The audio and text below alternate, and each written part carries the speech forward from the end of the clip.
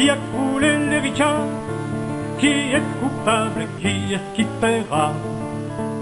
C'est pas moi, dit l'armateur, en se drapant dans son honneur. Le bateau était dans ma famille, depuis la prise de la Bastille.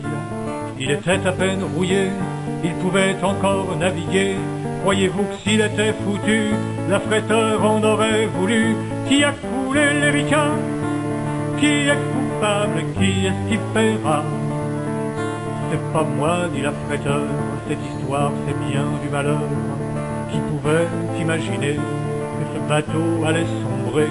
Il m'avait fait bonne impression avec ses hélices en carton, et comme il nous coûtait pas cher, il plaisait bien aux actionnaires. Qui a coulé l'Erika? Qui est coupable? Qui est-ce qui paiera?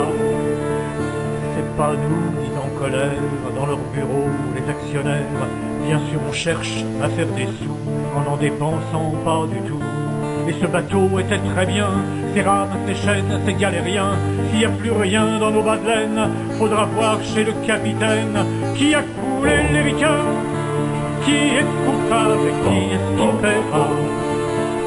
C'est pas moi, dit le capitaine, ivre mort depuis 6 semaines.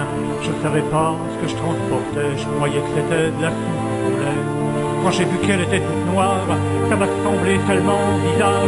Aussitôt je l'ai signalé chez le ministre concerné. Qui a coulé l'Erika? Qui est coupable? Qui est-ce qui paiera?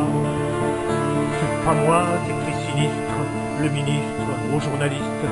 Mes équipes ont trop de boulot, mettre un flic derrière chaque paquebot, c'est impossible. Et puis d'ailleurs, c'est pas une catastrophe majeure, mais je promets que ça n'arrivera plus, si bien sûr je suis réélu. Qui a coulé l'Erika?